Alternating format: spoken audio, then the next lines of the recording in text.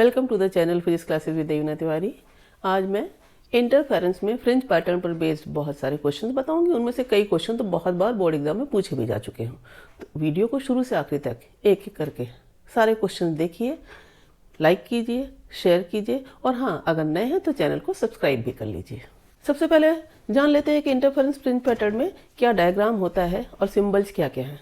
जैसे Young's double slit experiment में एक स्लिट होती है जिसे मोनोक्रोमेटिक लाइट से इल्यूमिनेट करते हैं। तो ये सोर्स स्लिट हो गई। इसके सामने ये दो S1 और S2 स्लिट्स हैं। S1 S2 की पोजीशन ऐसे है कि S इनके राइट बाइसेक्टर पर है, मतलब इनको मिलाने वाली, ज्वाइन करने वाली लाइन के मिड पॉइंट से परपेंडिकुलर लाइन पर है। ये मतलब S से S1 की दूरी और S से S2 की दूरी दोनों सेम है। पाथ डिफरेंस 0 है तो फेज डिफरेंस भी 0 होगा। ये रिलेशन भी याद होना चाहिए। फेज डिफरेंस 0 है मतलब S1 S2 से जो भी वेव्स निकलेंगी वो सेम फेज वाली होंगी। और वैसे भी S1 S2 डिराइव किए गए हैं, बनाए गए हैं इसी S की लाइट से ही ना। तो अगर इस S की लाइट में जो भी चेंज होगा, फेज चेंज होगा, वही मैनिफेस्ट हो जाएगा S1 और S2 में। ऐसे सोर्सेज को क्या कहते हैं? जिनमें कांस्टेंट फेज या 0 फेज डिफरेंस वाली लाइट एमिट होती है, कोहेरेंट सोर्सेज। इंटरफेरेंस की ये अल्टीमेट कंडीशन है कि इंटरफेरेंस उन्हीं वेव्स में होगा जो कोहेरेंट सोर्सेज से आ रही हो। ठीक, इसके बाद कैपिटल D डिस्टेंस पर एक स्क्रीन रखा हुआ है और SOC ये एक स्ट्रेट लाइन है, यानी C पर सेंट्रल मैक्सिमा बनता है। ये भी पूछा था कि सेंट्रल मैक्सिमा क्यों बनता है। देखो, S1 और S2 के बीच की डिस्टेंस स्मॉल d है, स्क्रीन और प्लेन ऑफ द स्लिट्स के बीच की डिस्टेंस कैपिटल D है। C पर सेंटर मैक्सिमा क्यों बनेगा? क्योंकि S1 से C और S2 से C के बीच की डिस्टेंस सेम है। वही बात, phase difference, path difference 0, phase difference भी 0, और यही है कंडीशन ऑफ मैक्सिमा की। तो मैक्सिमा बनता है C पर। बाकी फ्रिंजेस कैसे बनती हैं? सब सेम इंटेंसिटी वाली मैक्सिमा में सेम इंटेंसिटी और सारी मैक्सिमा मिनिमा सेम विड्थ की होती है। अल्टरनेट मैक्सिमा मिनिमा बनता है। अब बात करते हैं फ्रिंज विड्थ। बीटा से डिनोट करते हैं किन्हीं भी दो सक्सेसिव मैक्सिमा के बीच की डिस्टेंस या सक्सेसिव मिनिमा के बीच की डिस्टेंस, वो क्या होती है? Fringe width. क्या फॉर्मूला होता है? Capital D lambda upon small d। Angular fringe width भी जान लो, वो क्या होता है? Lambda upon small d। यही लैम्डा है मोनोक्रोमेटिक लाइट की वेवलेंथ। अब आते हैं क्वेश्चंस पर। सबसे पहला क्वेश्चन देखिए, यंग्स डबल स्लिट एक्सपेरिमेंट में फ्रिंज विड्थ कैसे अफेक्ट होगी अगर स्क्रीन मूव किया जाता है closer to the plane of the slits. Question को समझ लिया अगर आपने, तो बस इसी फॉर्मूले से आपने ओरल आंसर दे सकते हैं मन में। क्या हो गया? स्क्रीन पास आ रहा है प्लेन ऑफ स्लिट के, डी कम हो रहा है। डी कम हो रहा तो फ्रिंज विड्थ भी कम हो जाएगी। हाँ, एंगुलर फ्रिंज विड्थ पे कोई फर्क नहीं पड़ेगा। इसमें कहाँ है कैपिटल D? याद रखना, स्मॉल d कैपिटल D में दोनों का अंतर समझे रहना, कौन सा D किसको रिप्रेजेंट करता है। अब आते हैं दूसरे क्वेश्चन पे। The separation between the two slits is decreased. क्या डिक्रीज हो रहा है? Small d। अब देखो, स्मॉल d डिक्रीज हो रहा है तो fringe width inversely proportional to small d है ना। d कम होगा तो फ्रिंज विड्थ बढ़ जाएगी। ठीक इसी तरीके से एंगुलर फ्रिंज विड्थ में भी d कम हो रहा है तो एंगुलर फ्रिंज विड्थ भी बढ़ जाएगी। ठीक, अब आते हैं थर्ड क्वेश्चन पे। Width of the source slit is increased. और फोर्थ क्वेश्चन भी है, source slit is moved closer to double slit. Source slit क्या है? ये S। थर्ड पार्ट में कहा जा रहा है width of the source slit is increased. तो अब इसके लिए एक कंडीशन है, वो याद रखनी इंपॉर्टेंट होती है।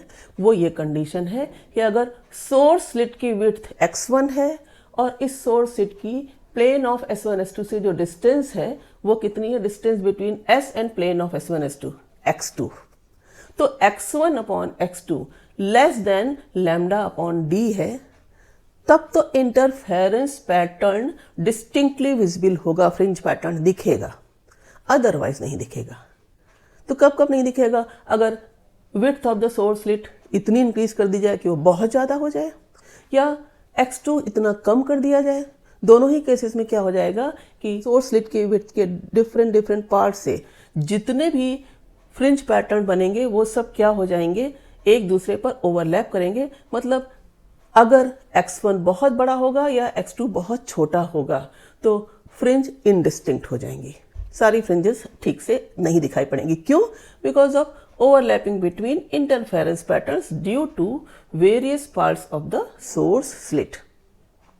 तो थर्ड और फोर्थ क्वेश्चन में आपको ये कंडीशन याद रखनी बहुत जरूरी है। ये कंडीशन सेटिस्फाइड है, इंटरफेरेंस फ्रिंज पैटर्न विजिबल होगा, अदरवाइज नहीं। अब आते हैं फिफ्थ क्वेश्चन पे। YDSE apparatus is immersed in water। अब देखो, रिफ्रैक्टिव इंडेक्स वाटर का 4/3 होता है, और रिफ्रैक्टिव इंडेक्स वेवलेंथ पर कैसे डिपेंड करता है कि जिस मीडियम के लिए निकाला जा रहा है वाटर के लिए, तो रिफ्रैक्टिव इंडेक्स ऑफ वाटर किसके बराबर होगा? Lambda in air upon lambda in water.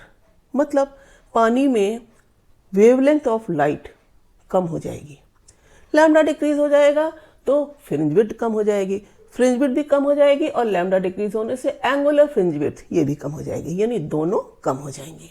अब आते हैं सिक्स क्वेश्चन पे। Monochromatic red light source is replaced by violet light source. छोटी छोटी बातें याद होनी चाहिए। रेड लाइट के लिए वेवलेंथ ज्यादा होती है as compare to violet light. अब रेड लाइट से वॉयलेट लाइट पर आ गए, मतलब वॉयलेट लाइट की वेवलेंथ कम है, वेवलेंथ कम हो गई, फ्रिंज विड्थ कम हो गई, वेवलेंथ कम हो गई, एंगुलर फ्रिंज विड्थ भी कम हो गई। बस इन्हीं फॉर्मूले से आप फटाफट जवाब लिखते जाते हो। फिर आता है one of the two slits is closed. ये दो स्लिट्स हैं S1 और S2, उनमें से अगर एक स्लिट क्लोज कर दी जाए तो पढ़ा तो है ना, diffraction fringe pattern due to single slit, मतलब इंटरफेरेंस फ्रिंज पैटर्न दिखेगा नहीं। Monochromatic source is replaced by source of white light. White light several wavelengths हैं, अलग अलग वेवलेंथ्स हैं, लेकिन अगर व्हाइट लाइट के सोर्स को हमने यहाँ पर S को व्हाइट लाइट से रिप्लेस कर दिया, इस मोनोक्रोमेटिक सोर्स को, तब डिफरेंट वेवलेंथ्स हैं, लेकिन सारे वेवलेंथ सब C पर सेम पाथ ट्रेवल करके लिखेंगे, मिलेंगे, सेम पोजीशन पर आएंगे। मतलब सब में path difference 0, phase difference 0, all will satisfy the condition of maxima. तो सेंट्रल तो मैक्सिमा बनेगा, और व्हाइट, सारे कलर्स मिलके क्या बनाते हैं? व्हाइट। तो सेंट्रल मैक्सिमा व्हाइट होगा।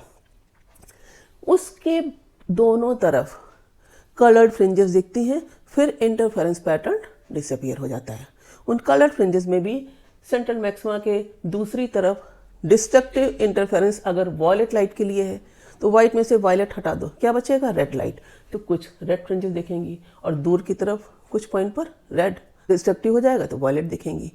तो सेंट्रल मैक्सिमा व्हाइट लिखो, फ्यू कलर्ड फ्रिंजेस लिखो, फिर इंटरफेरेंस पैटर्न डिसअपीयर हो जाएगा।